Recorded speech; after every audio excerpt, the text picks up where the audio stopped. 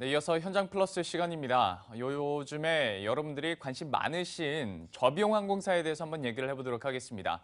비용은 싸니까 우리들은 좋은데 서비스에 대한 불만이 요즘엔 좀 많다고 합니다. 특히 대표적으로 좀 지연 출발, 지연 운행 때문에 얘기가 많은 것 같은데요.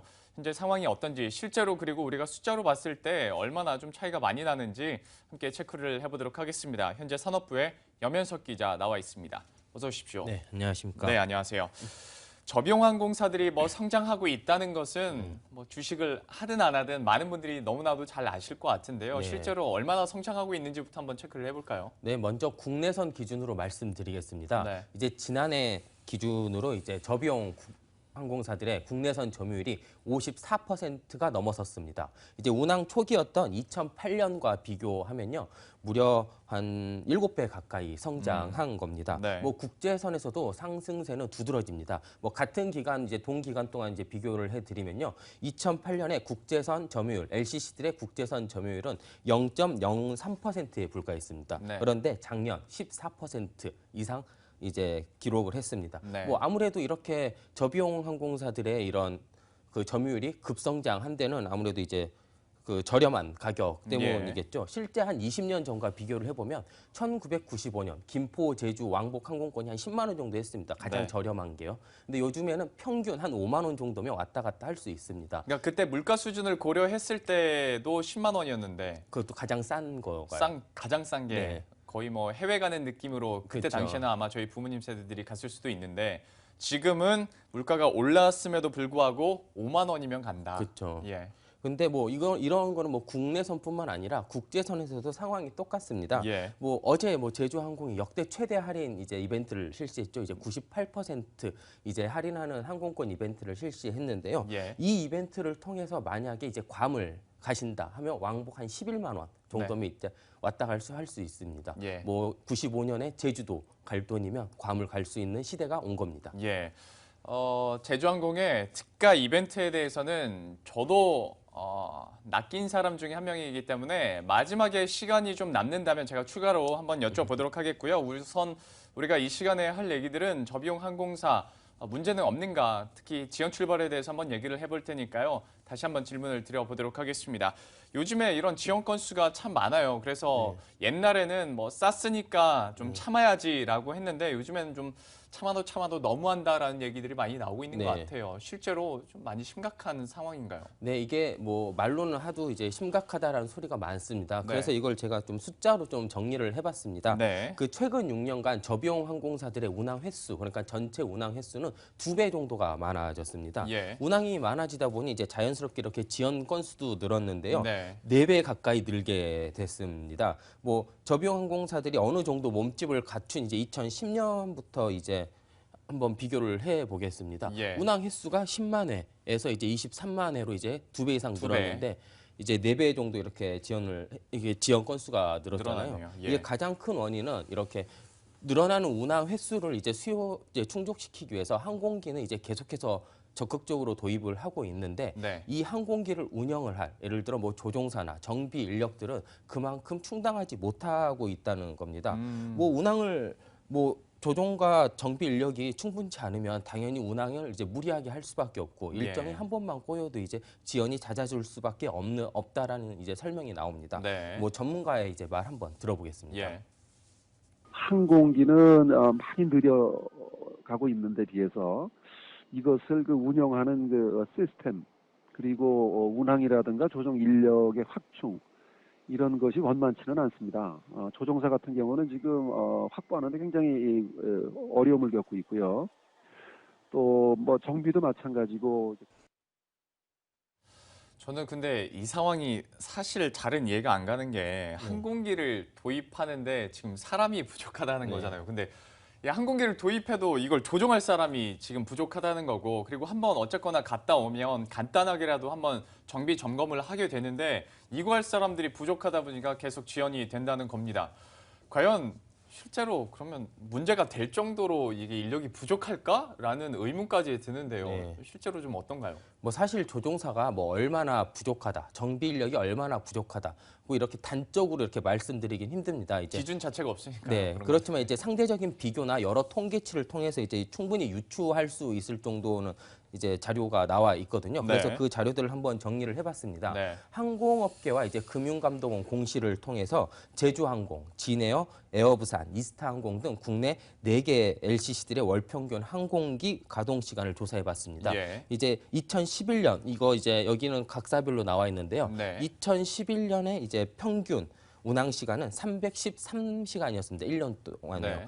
근데 이게 2015년에는 355시간으로 늘었습니다. 평균이요. 네, 예. 42시간 늘어난 거죠. 네. 하루 평균으로 따지면 이제 비행기 한 대당 1.4시간 더 늘어난 겁니다.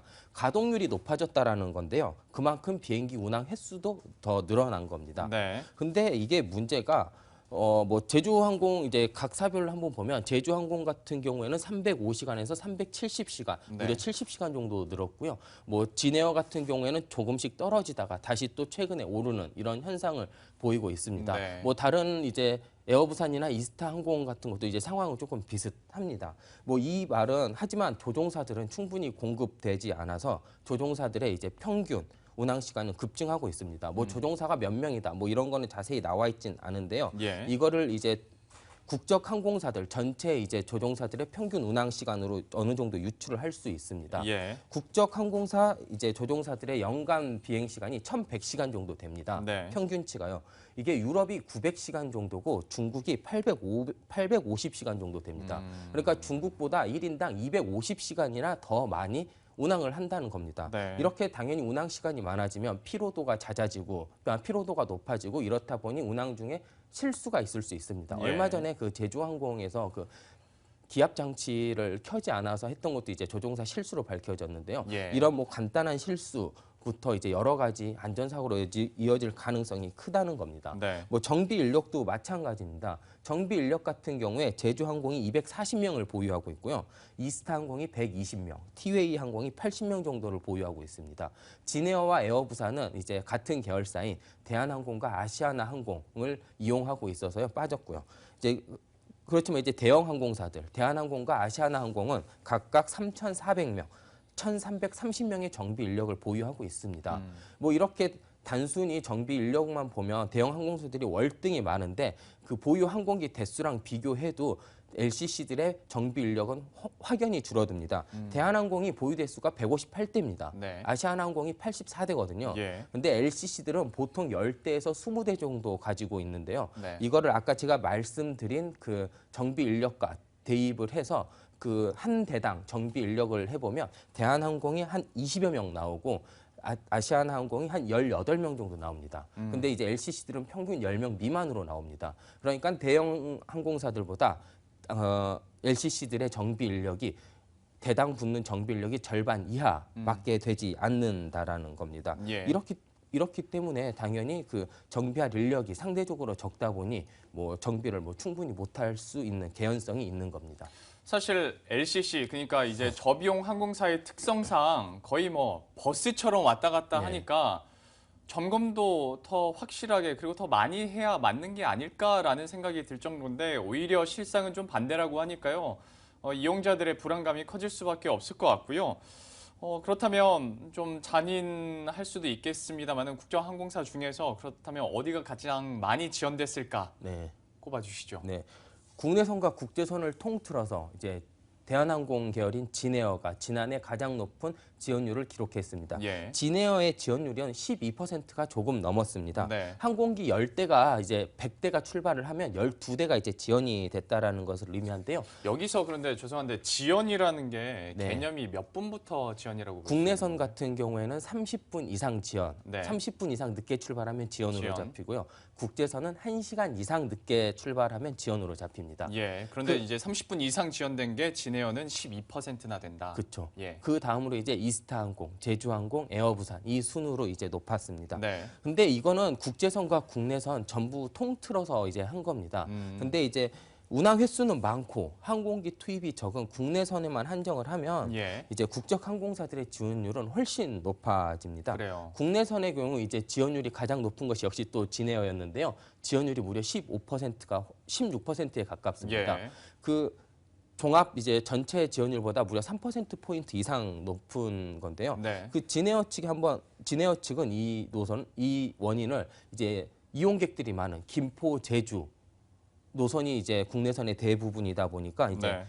제주항공이 혼잡화됩니다. 네. 또 제주항공의 최근에 그 중국인 관광객들이 많아지면서 예. 제주항공 자체가 혼잡해져서 그냥 지연이 많아졌다라고 해명을 했습니다.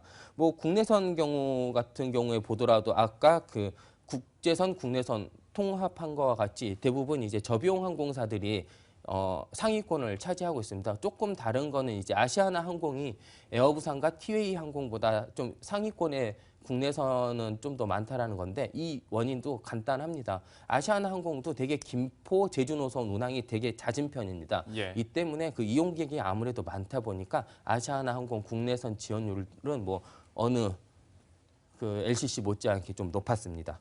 뭐 국제선으로 잠시 좀 보실게요. 예. 그 국제선을 보시면 국제선은 아시아나 항공이 지원율이 가장 높았습니다. 그래도 그나마 많이 떨어지긴 했네요. 네, 100대 중에 이제 4~5대 정도 이제 된다는 건데요. 예. 뭐 우리나라의 이제 국적 항공사들의 이제 국제선 지원율 같은 경우를 보면요. 그 외국 외항 항공사들에 비해서 상대적으로 양호한 편입니다.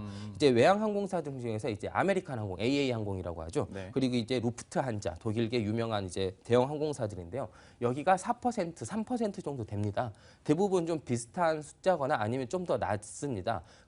그렇고 이제 중국계 저비용 항공사, 여기가 정말 최악의 항공사인데요. 네. 대부분 지원율이 10%가 넘습니다. 예. 높은 심천항공 같은 경우에는 25% 이상이 되기도 하거든요. 이런 걸 따져 보면 이제 국내선 같은 경우에는 이제 외국 항공사들보다 이제 어느 정도 지원율이 높지만 국제선만 놓고 보면 국적 항공사들의 지원율은 좀 상대적으로 좀 괜찮다라고 좀 볼 수 있습니다. 근데 저는 소비자 입장에서 물론 국제선과 국내선을 동일선상에서 보면 물론 안 됩니다만은 국제선 기준으로 중국 뭐 표현을 해주신 대로 최악의 항공사가 10% 정도 지원율이었는데 국내선에서 우리 적비용 항공사들이 10%, 뭐 15%의 지원율을 보인다는 것도 사실 그렇게 탐탁지는 않은 것 같습니다.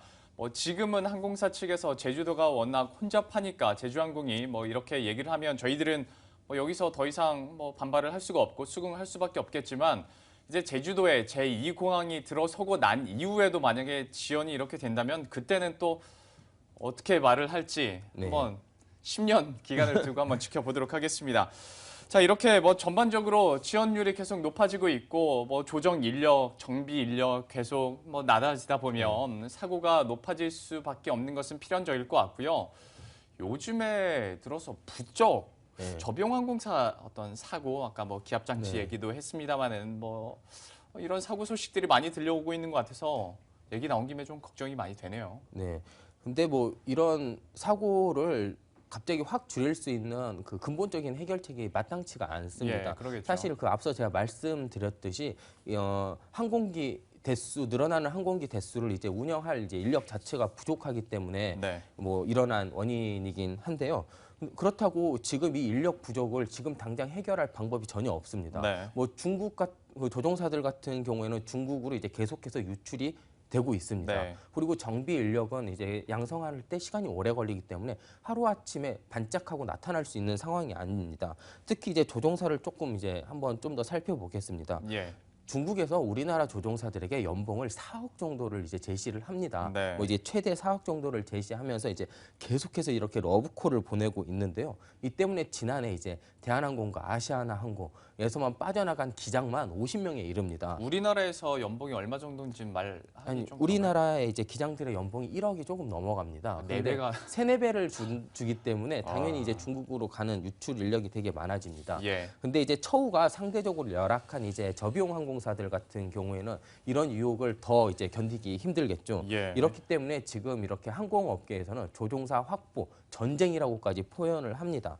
정비 인력 문제도 마찬가지입니다. 정비를 전문적으로 양성할 수 있는 곳이 이제 많지 않습니다. 뭐 항공 전문 학교 이것도 뭐 대한항공 산하에서 운영하고 뭐 아시아나 항공이 자체적으로 어느 정도 운영을 하지만 그 전문 양성 기관이 없다 보니 이게 수요가 이제 한참 공급이 한참 못 따라가게 되는 겁니다. 네. 수요에 비해.